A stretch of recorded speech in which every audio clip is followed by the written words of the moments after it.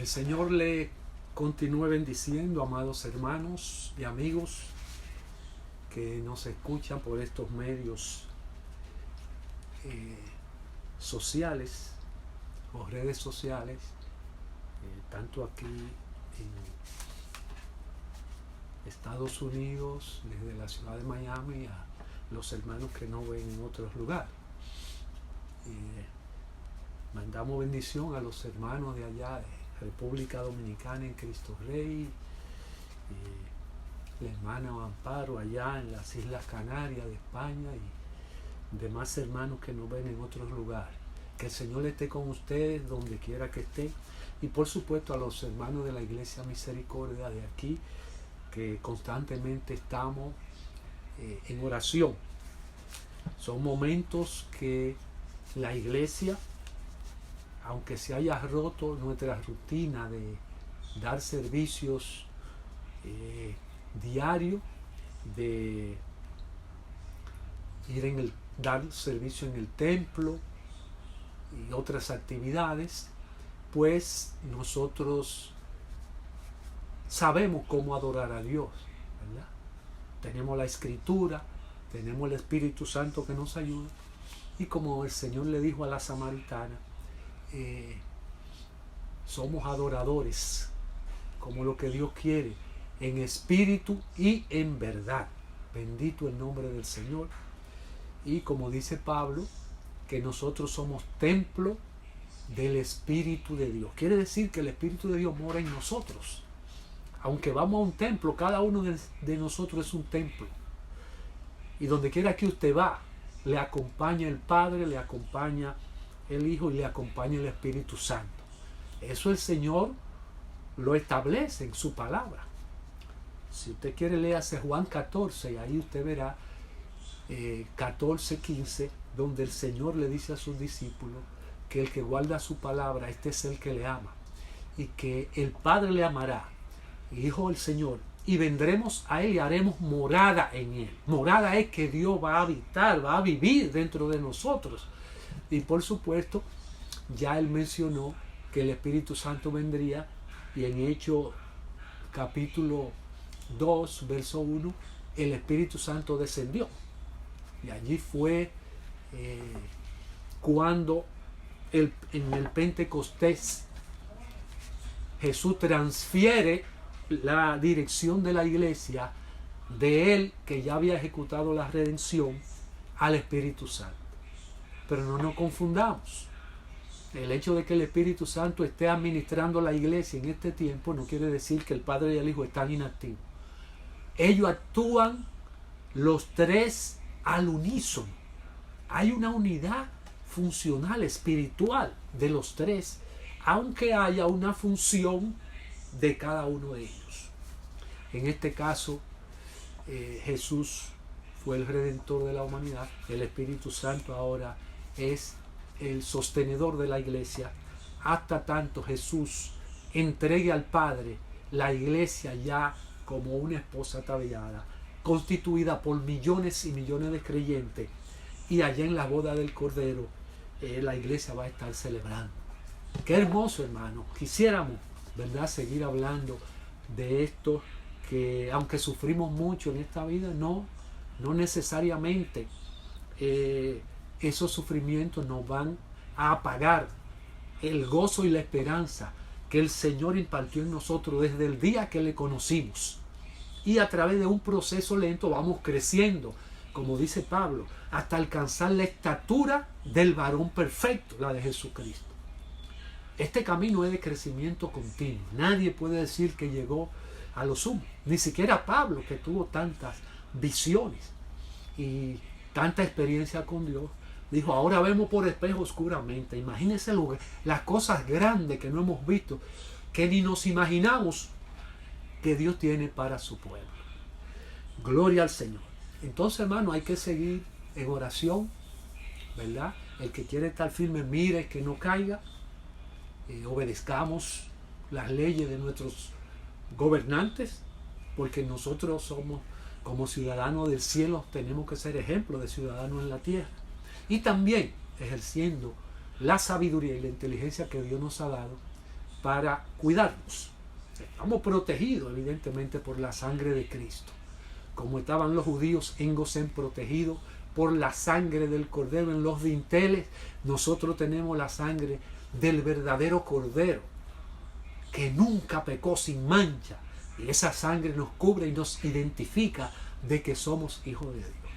O sea que cuando el ángel de la muerte o lo que sea que cause muerte pase cerca de nosotros, no podrá tocarnos si Dios no lo permite. Amén. Recuérdense que en el caso de Job le vino una desgracia, pero Dios lo permitió para traer una bendición y una experiencia nueva a Job. Eso no lo podemos entender, pero Dios lo sabe, Él es soberano. Y ya sí nos los ha revelado, que a través del dolor y del sufrimiento es cuando nosotros podemos ver la gloria de Dios, porque es cuando el ser humano se humilla hasta lo sumo, cuando se nos cierran todas las puertas, vemos que ya no somos tan poderosos como creemos y nos rendimos a Dios y nos humillamos, como dice 2 Corintios 7:14, ¿verdad? Sí se humillar, pero para eso a veces Dios tiene que usar un látigo, pero un látigo de amor, como un padre que disciplina a su hijo, como disciplinó a Nabucodonosor, como ejerció su justicia con Saúl y con muchos otros. Ese es nuestro Dios, pero estamos viviendo la dispensación del amor y de la gracia. Por eso a los que nos persiguen los bendecimos, como dijo el Señor en el Sermón del Monte. Pues bien, hermanos, este martes lo dedicamos siempre o a la oración o al un estudio de la palabra de Dios. Usualmente nuestro programa de oración en la iglesia son los lunes de 9 a 10 de la noche. Ayer la tuvimos, un grupo de hermanos por teléfono, pues nos unimos a orar por todas las necesidades de la obra del Señor, por nosotros, por los familiares, las necesidades. Los martes de 5 a 6 de la mañana hay un matutino que tenemos también en línea, y los miércoles otro matutino de 6 a 7 de la mañana. Y eso es aparte de la oración que usted en su hogar y su devocional que debe hacer con sus hijos, con su esposa, con la familia. Y este es el momento de que se practique lo que llamamos altar familiar, que en los tiempos cuando nos convertimos, ¿verdad?, ya hace varias décadas atrás, siempre se enseñaba el altar familiar y todas las familias prácticamente lo practicaban en la iglesia. Hoy se ha perdido, y más en los tiempos modernos de agitación, de movimiento, de mucho trabajo, muchos afanes. Hemos ido perdiendo algunas cosas que debemos recuperar. Además del altar familiar, debemos recuperar la oración, la vigilia, el ayuno. No debemos dejarlo perder, que esas son disciplinas que son necesarias para vivir una vida en el Espíritu, para vivir llenos del Espíritu Santo y para andar en la unción del Espíritu y poder vencer al enemigo, las huestes, los tronos, las jerarquías superiores, los gobernadores, que los principados, como dice Pablo, que están en las regiones celestes. Y hoy en día tenemos falsedad, que el maligno usa todos los medios, hermano. Él está usando todos los medios para derribar al creyente. Tenemos que estar alerta con la armadura de Dios, como dice Pablo en Efesios 6. Hay hermanos que no creen en la guerra espiritual, pero usted crea o no crea, el diablo lo va a atacar como quiera. Pero si usted está alerta, es más fácil. Si tiene la armadura de Dios puesta, es más fácil vencerle. Y la falsa religión está acabando también, los falsos profetas. Hay una estadística que dice que hay cerca de 80 millones de sectas espiritistas en el mundo entero. ¿Usted se imagina? 80 millones de sectas espiritistas y de ocultismo en el mundo. Y entre ellos hay muchos líderes, gente famosa, gente rica, gente millonaria, que el diablo los tiene engañado y atado.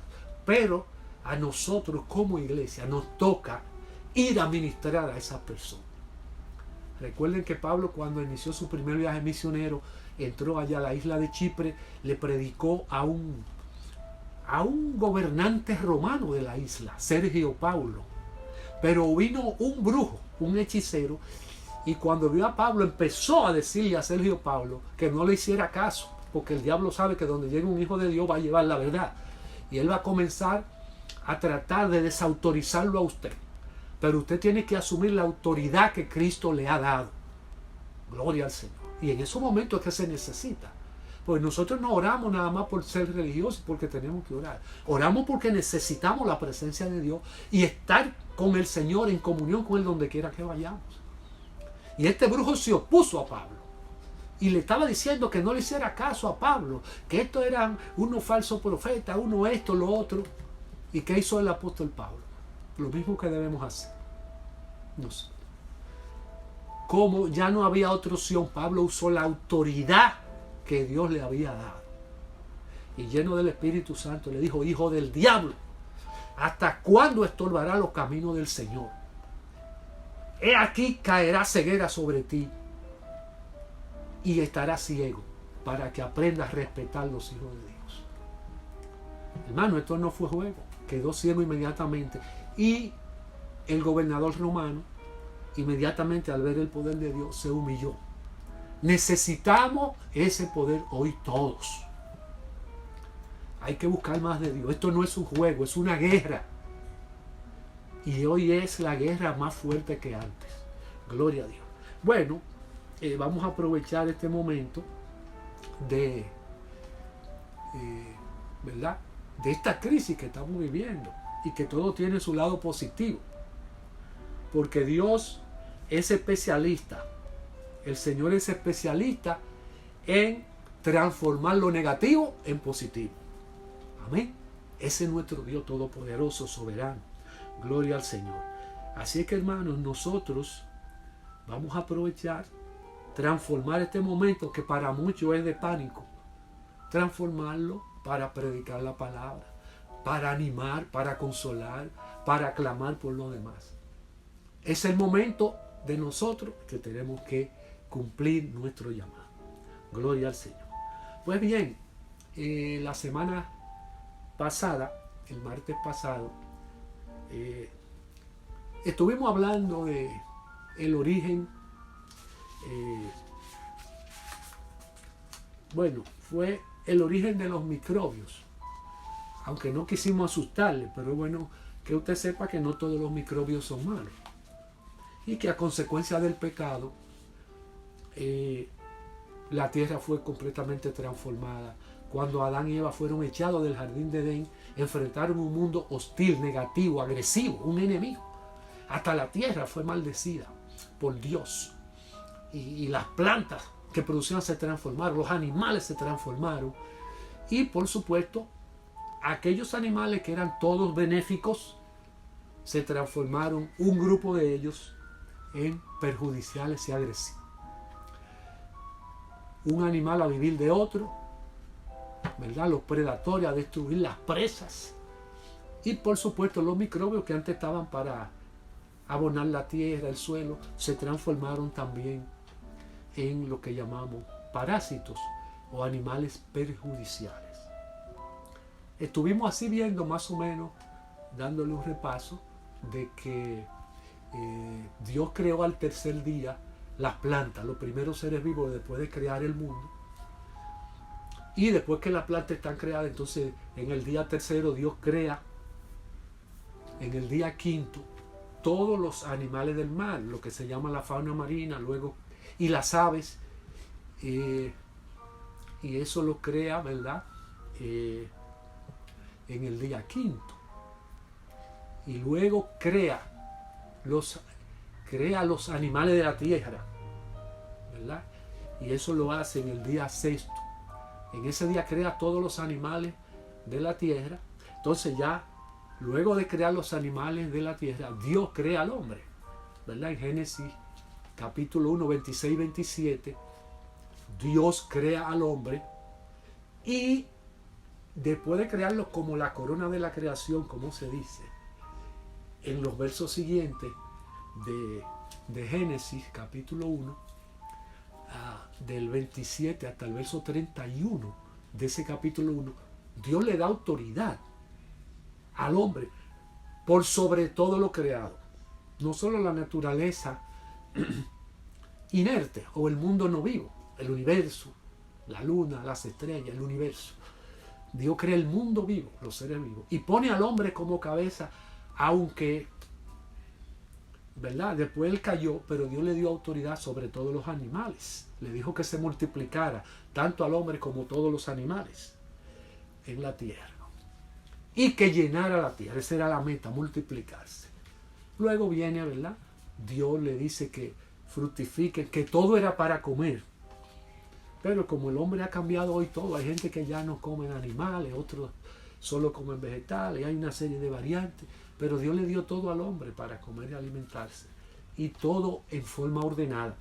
Y luego que administrara, esa autoridad se la dio al hombre. Cuando hablamos del hombre, pues incluye la pareja. El hombre como género, al hombre, incluye al hombre y la mujer. Le dio autoridad sobre todo lo creado y que después de alimentarse, administrara correctamente lo demás. Pero al hombre pecar, todo se daña. Como dijimos, la naturaleza también se corrompe. Y entonces el hombre tiene que sudar, mantenerse con el sudor de su frente, dice la Biblia. Y también trabajar para luchar contra el pecado. Entonces vienen ahí, cuando el hombre se multiplica, vienen las guerras, viene la violencia. Dios destruye el primer mundo, los diluvianos, porque la violencia llegó a un momento que llegó al límite de lo que es la misericordia de Dios, y la justicia obró. Dios lo destruyó, excepto 8, a Noé y sus hijos y su familia. Y con ese grupo de 8, al final del diluvio, se inicia la nueva repoblación de la humanidad. Pero el hombre sigue siendo pecador. Después volvieron las guerras, las luchas, el odio, y sabemos que Satanás está en este mundo. Y cuando ya Cristo, casi terminando su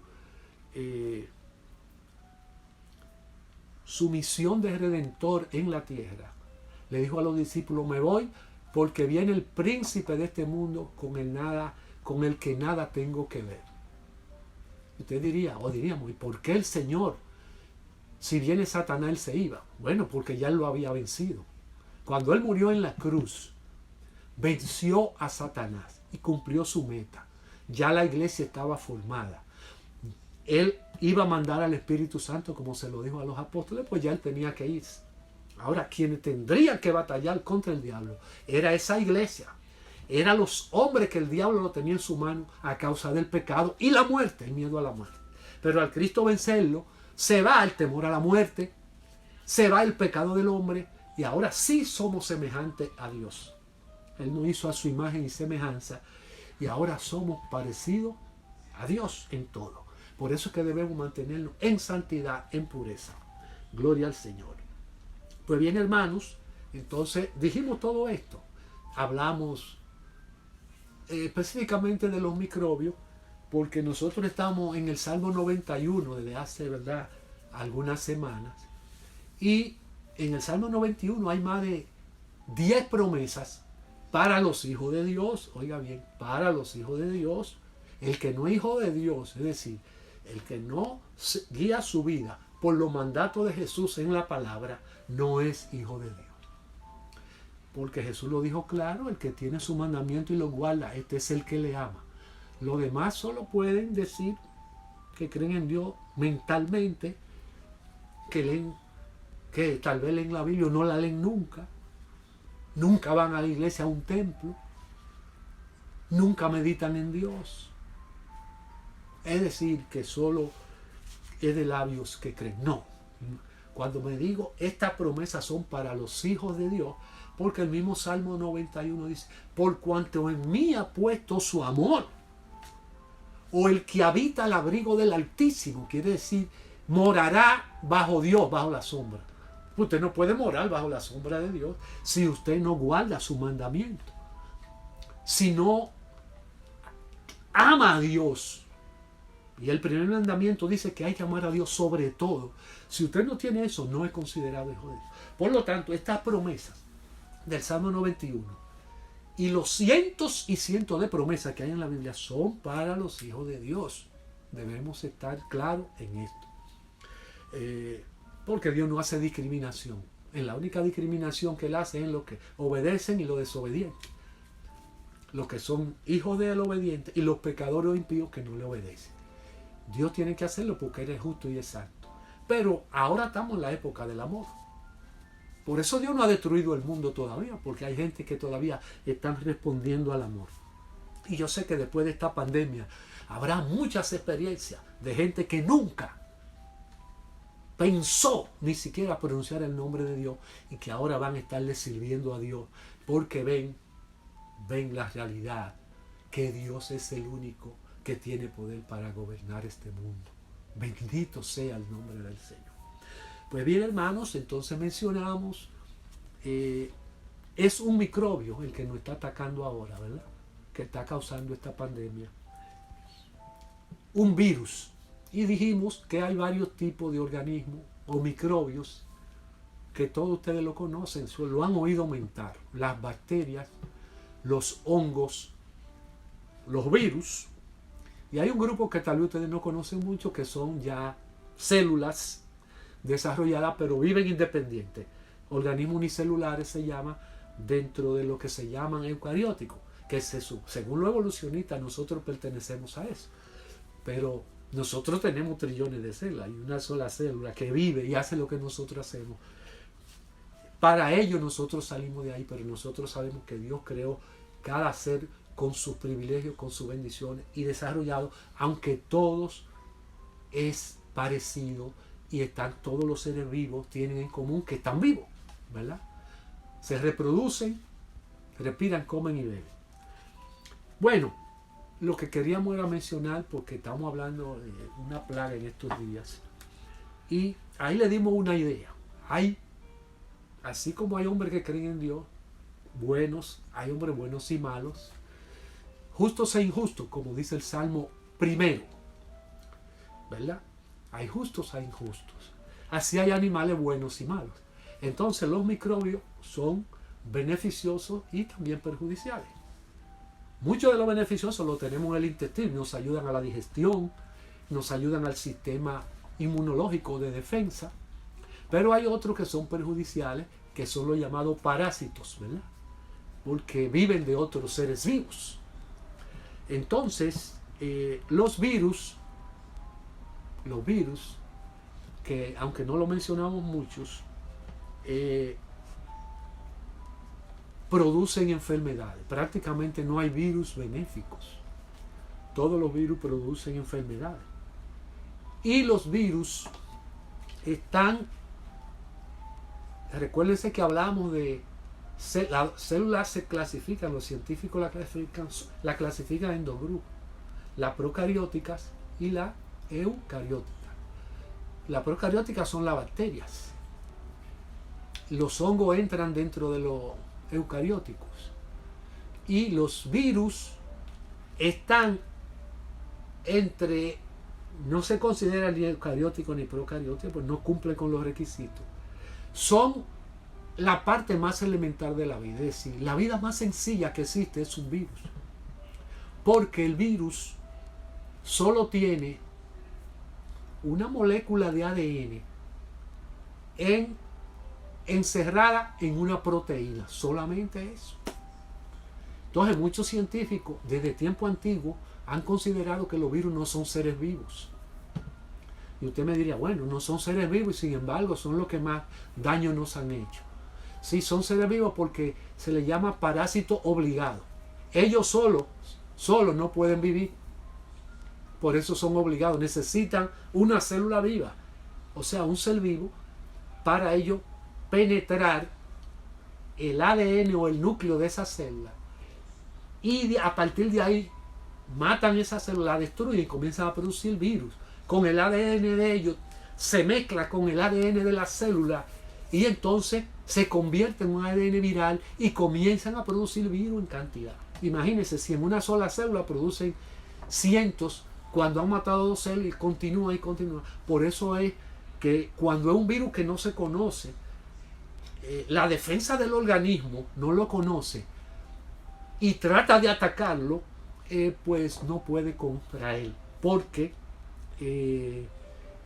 la defensa, el virus se multiplica tan rápido que el sistema inmune de nosotros, que es el sistema de defensa en la sangre que tenemos, en los glóbulos blancos, plaquetas, y hay muchos de estas células que protegen por dentro del cuerpo. Pero cuando el virus se multiplica tan rápido, pues el sistema inmunológico no puede y las células mueren. Eso es lo que está pasando con el coronavirus, que aunque no es desconocido totalmente, porque ya ha habido 2 especies de epidemias que atacaron. Una se llama el SARS, que fue por el año 2001-2002, y después de esta vino el MERS. El SARS quiere decir, es como un síndrome o una enfermedad de una inflamación del sistema respiratorio agudo y severo. Eso es lo que SARS que significa. Síndrome del sistema respiratorio agudo severo, porque ataca el sistema respiratorio en forma agresiva y entonces puede destruir los pulmones. Pero solo mató como 800 personas el SARS. Y luego el MERS, que es también un síndrome respiratorio agudo del Medio Oeste, de ahí donde el nombre de la M, del Medio Oeste. Casi todos han nacido en el Medio Oeste, ¿no? En el área de China y en esa zona. Entonces, el coronavirus, el nuevo de ahora, todo da a indicar que es nuevo, o es una variedad nueva que no se conocía. Yo quisiera, si el tiempo me da, darle unas ideas acerca de cómo ese virus ha operado. Gloria a Dios. Cómo ese virus ha operado a través del tiempo. Gloria a Dios. Entonces, realmente nosotros mencionamos en el periodo que tuvimos antes hablando varias epidemias que ha habido en el pasado, y mencionamos la gripe española, que ustedes la gripe española, ¿verdad?, de 1918. Yo encontré unos datos de la gripe española que serían útiles para nosotros, gloria a Dios,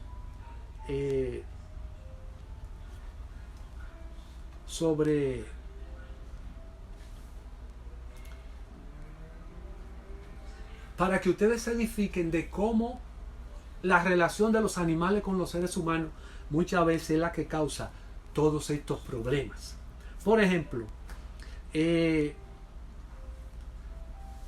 estos datos que lo tuve de un libro de biología general, un libro de texto que se usa aquí en Estados Unidos, del 2012. Este libro nos da algunas ideas acerca de este virus. Este virus se le llama el flu de 1918, que ustedes han oído que se llamó la gripe española. Entonces, nos dice la autora que el virus del flu probablemente comenzó hace miles de años en China.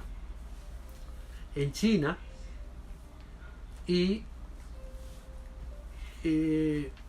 donde el virus de la influenza se movió de patos salvajes a los patos domésticos. Estamos hablando ya cuando nació la civilización china, porque ese virus se originó allá. En el siglo XVII, estamos hablando en los años 1600, los chinos buscaron patos salvajes y lo trajeron a las ciudades, donde ya ellos cultivaban arroz. Y allí entonces empezaron a domesticar esos patos salvajes para que vivieran con los hombres que cultivaban arroz en los arrozales, que ustedes saben que tiene que estar todo húmedo. Entonces, algunos de esos patos salvajes, al juntarse con los patos domesticados, pues trajeron un virus que estaba cuando ellos vivían salvajes en la selva, y entonces lo trajeron y pasaron ese virus de los patos salvajes a los patos domesticados. Pero resulta que esos virus se juntaron, los hombres empezaron a usar los patos porque también se comen los patos. Pero pasaron, como eran los dos patos, la misma especie, el virus pasó del pato salvaje al pato domesticado y el hombre estaba trabajando en arroz. Esos virus también atacaban a los cerdos, o sea, primero las aves, pero también pasaban a los cerdos. ¿Por qué? Porque los cerdos también vivían ahí con los patos. Ustedes saben que en los campos viven esos animales. Y el problema es que los cerdos contribuyen a este virus porque en la garganta tienen unas células que se llaman células receptoras. Antes del virus atacar a una célula, él tiene que unirse así. Como ustedes ven, si esta es en la garganta del cerdo, en la garganta hay células, en la piel uno no lo ve porque son microscópicas, pero tienen una estructura afuera, la proteína. Cuando el virus viene, supongamos que esta es mi mano, y cuadra con esa célula del cerdo en la garganta, inmediatamente se implanta. Y ahí entra su ADN en el ADN de esa célula, y ya ustedes saben que a partir de ahí comienza a multiplicarse. Por esa razón, el cerdo,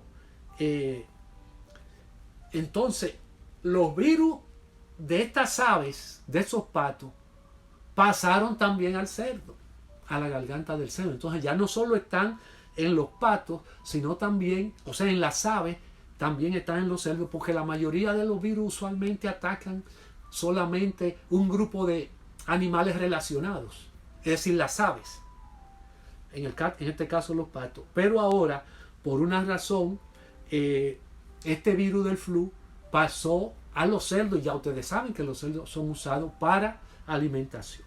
Entonces, esta historia del flu nos dice que esos virus del flu de las aves y de los humanos que atacan los cerdos generalmente intercambian segmentos de ADN, originando nuevas razas. Al el virus del pato unirse al virus del cerdo que tiene, al ellos penetrar, allí se unen y producen nuevos virus. Pero ese virus, cuando se multiplica, es una raza nueva. No es el virus original que entró del ave. Ahí ha producido una raza nueva de virus que cuando esa va a atacar una célula nueva, ese organismo no va a poder con ella porque es nuevo. El sistema inmunológico no va a poder reconocerla. Y él se multiplica muy rápido y comienza a destruir, produciendo muchas muertes, ¿verdad? Entonces, esta nueva variedad de virus causan serias epidemias, porque la mayoría de los humanos carecen de inmunidad, como dijimos, contra estos nuevos virus. Entonces, la epidemia del flu de 1918, oiga bien, o se le llama la gripe española, mató más personas en los Estados Unidos que las que murieron en la Primera y en la Segunda Guerra Mundial, en la Guerra de Corea y que la Guerra de Vietnam juntas. Quiere decir que esta epidemia fue terrible, ya que se cree que afectó el 27% de la población mundial. En aquel tiempo probablemente éramos unos 1.500 millones y se aumentó, y si fue el 27%, ya usted sabe que tenía que ser prácticamente más de 100 millones de personas en el mundo entero. Entonces, contrario a la epidemia del flu, que típicamente matan a niños y ancianos, el flu normal, que ya tiene vacuna, y por supuesto la gente se toma esa vacuna, pero cada año hay que tomarla esa vacuna, porque el virus que está en el aire con el flu cambia, y eso se le llama mutación, hace cambio. Pues el año que viene, si usted usa esa misma vacuna, cuando el virus lo ataque, el organismo no lo va a poder reconocer. Ya no tiene anticuerpo adentro, sino contra el otro. Pero este viene diferente y por eso no lo puede atacar. De ahí que la vacuna hay que hacerla anual, ¿verdad? Ese virus del flu de 1918, diferente al flu común, bueno, es influenza, pero se abrevia, se le llama flu. Este flu mata a ancianos y niños, porque el sistema de defensa de los ancianos es muy débil y el de los niños, y el flu común lo puede matar, le da una pulmonía o neumonía. Pero el flu de la español, de la gripe española, mató personas entre 20 y 40 años, es decir, que eran personas jóvenes, porque era un virus nuevo, como les decía, y ese virus no era conocido, el sistema inmunológico no pudo con él y por eso entonces mató tantas personas. De tal modo que muchos investigadores se preguntaron por qué mató tanta gente. Y ellos todavía están investigándolo. Están desenterrando cadáveres allá en Alaska porque el hielo hace que esos cadáveres permanezcan. Están sacando esos cadáveres, los tejidos pulmonares que se han preservado debido al frío. Y entonces están viendo cómo fue que el virus se multiplicó. Pero todavía no hay una explicación de que fuera tan destructivo. Bueno, se cree que mató casi 1 millón de americanos, que en la guerra nunca morían tantas personas, ¿verdad? Entonces, pero hubo otros flu en el año 1957, hubo un flu en 1968 en forma de pandemia. En 1997, los epidemiólogos pensaron que podía venir una pandemia muy grave, porque ellos temían que apareciera. Hubo un niño de 3 años que cuando vieron murió en la ciudad de Hong Kong, y cuando fueron a examinar vieron que era un virus diferente, no era el virus que ya se conocía del flu, era un virus nuevo, y por eso ellos temían que viniera una pandemia que acabara con el mundo entero. Entonces, ese virus, quien lo transmitió fue el pollo, porque los humanos empezaron a consumir pollo. Ustedes saben, no solo ahora patos, sino pollo. Y ese virus afectó al niño y era el pollo.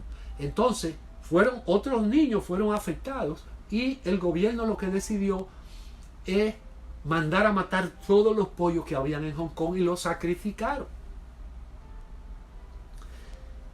Pero, aunque los científicos estaban en pánico pensando que iba, porque el pollo estaba en el mundo entero. Entonces, pero gracias a Dios solo afectó 18 personas. Y de esas 18, bueno, estamos hablando del 97, solo murieron 6. Gracias a Dios. Entonces, parecido a lo que se llamó la peste porcina africana, no sé si alguno de ustedes se acordarán de eso, porque eso fue por los años 80. Me recuerdo yo estando en Santo Domingo que la facultad de agronomía que estudiaba los cerdos, todo el mundo estaba asustado y mandaron a matar todos los cerdos que había en la República Dominicana. Y por supuesto en muchos países también. Pero por cierto, ese virus no atacó a los humanos, solo atacó a los cerdos. Pero el coronavirus se cree que es un virus que ha pasado de animales salvajes, porque el virus del SARS y del MERS fueron del murciélago. Lo que pasa es que en China hay un mercado que venden carne de todo tipo de animales salvajes.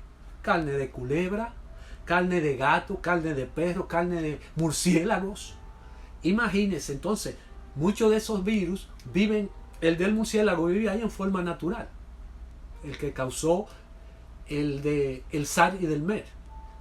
Entonces, este es un coronavirus semejante a aquellos dos, pero posiblemente este pasó de un murciélago o uno de esos animales salvajes a uno de los que venden la carne en ese mercado chino, y ese virus, siendo nuevo, se adaptó a las células humanas, pasó a las humanas, de las aves y de los animales salvajes a los humanos, y entonces empezó a desarrollar su actividad mortal. Por esa razón, el único problema fue que no se conoció bien, no se publicó rápido esta información, y entonces, porque esto está desde diciembre, en otros países se vino a conocer un mes después. Mientras tanto, allá en China cerraron la ciudad Wuhan, donde se programó, y tuvieron que declarar una zona de emergencia. Entonces, hermano, eso es lo que pasa con los virus. Debe desarrollarse una vacuna para poder atacarlo. Ya los científicos están trabajando contra el reloj para eso. Y cuando aparezca esa vacuna, pues el virus va a ser controlado. Mientras tanto, nos duele que tantas personas estén muriendo debido a que no se conocía, ni los médicos lo conocen, y entonces por eso han muerto tantas personas. Hemos estado enfrentando una crisis mundial donde la economía se ha paralizado, los trabajos se han paralizado, pero eso no es lo peor. Lo peor es que se han perdido muchas vidas, ¿verdad? Lamentablemente. Pero, ¿cuál es la posición de la Biblia respecto a esto, hermano? No es muy alentador, porque si vamos a Mateo 24, capítulo 6 al 8, el Señor dijo: no os sorprendáis, porque en mi nombre vendrán muchos falsos profetas y a muchos engañarán. Y habrá guerras, rumores de guerra, se levantará nación contra nación, y habrá hambre, habrá terremoto, y habrá pestilencia en muchos lugares. Y luego dice el Señor: mas no os alarméis, porque esto solo es principio de dolores. Quiere decir que son señales del fin. Quiere decir que Cristo viene pronto. Pero lo que quiere decir es que pueden venir cosas peores. Si interpretamos correctamente esos textos de Mateo 24, Lucas capítulo 21, Marcos 13, que son los que hablan de los tiempos finales, evidentemente llegamos a esa conclusión. ¿Cuál es nuestra posición? Clamar a Dios que tenga misericordia del mundo, que los que han rechazado a Dios se arrepientan, que busquen de Dios antes que sea tarde, como dice Isaías. Buscar a Dios mientras pueda ser hallado, antes que vengan los juicios peores. Lamentamos que los que ya perecieron, si no se arrepintieron, lamentablemente lo que dice la Biblia es que se perdieron ya para siempre. Aunque solo Dios es misericordioso, pero porque usted se puede arrepentir hasta en el último momento, ¿verdad? Nosotros no sabemos si la mayoría se arrepintió antes, solo Dios lo sabe. Porque como dijimos en las 7 palabras, aquel ladrón en la cruz, a unos minutos antes de morir, el Señor lo salvó. Es decir, hay oportunidades. Pero si usted no tiene en mente a Dios, no va a recurrir a Dios. Por eso se está hablando de Dios por todas las redes, por el mundo entero, misioneros por todas partes, iglesias en todas partes. Y cuando el Señor decida venir a buscar su pueblo, es porque ya la tierra no necesita más palabra de Dios, se habrá endurecido los corazones de la gente, y ya el Señor viene entonces a buscar solo su iglesia y a ejecutar la última parte del plan, que se llama la gran tribulación, el juicio final, el Armagedón, y juicios terribles, no como ahora, más terribles vendrán sobre esta tierra. Pero nuestra meta no es asustarle, hermanos y amigos, es advertirle, porque eso lo dice la Biblia, y lo que está escrito en la palabra se cumple. Pero también hay promesas, como dice el Salmo 91, ¿verdad? Dice el verso 10: no te sobrevendrá mal, ni plaga tocará tu morada. Una de las promesas del Salmo 91. Gloria a Dios. Así que, hermano, vamos a concluir aquí. Gloria a Dios. Vamos a orar al Señor. Vamos a pedirle misericordia. Vamos a humillarnos cada día. Nos toca a los cristianos humillarnos. Y a los que no conocen al Señor les exhortamos que busque de Dios, que entregue su vida al Señor ahora en este momento. Y si puedes repetir esta oración conmigo, hágalo, porque el fin se acerca y Cristo viene pronto. Padre nuestro que estás en los cielos. Repite esta oración. En este momento he escuchado tu palabra, tú me has hablado. Señor, yo te reconozco como mi Salvador. Reconozco que moriste en la cruz por mí. Te entrego mi vida a ti. Perdona mis pecados, Señor. Salva mi vida. Y a partir de este momento te prometo servirte y adorarte hasta el fin de mis días. Escribe mi nombre en el libro de la vida. Gracias, Señor. Y hazme un hijo tuyo en el nombre de Jesús. Amén. Oramos. Si hay algún enfermo, ahora mismo ponga su fe en el Señor Jesucristo. Sea los que estén en hospitales, los que estén graves, sean creyentes, no sean creyentes. Vamos a confiar en Dios porque no sabemos. El Señor nos ha dicho que todo lo que pidamos orando y creamos en nuestro corazón que será hecho, lo que digamos será hecho. Señor, ahora yo te pido que tú sanes a todos aquellos que están clamando a ti en este momento. No importa la enfermedad que sea, la reprendemos en el nombre poderoso de Jesús, con la autoridad que tú nos has dado. Sánale donde quiera que esté. Tócale, mi Dios, y dale una nueva oportunidad. Consuela a aquellos que están llorando, a los parientes que se han ido.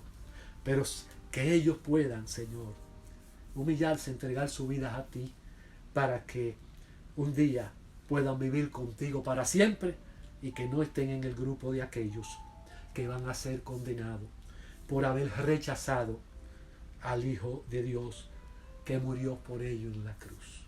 Gracias, Señor. Bendice a tu pueblo y todo te lo pedimos en el nombre poderoso de Jesús. Amén. Dios le bendiga a todos.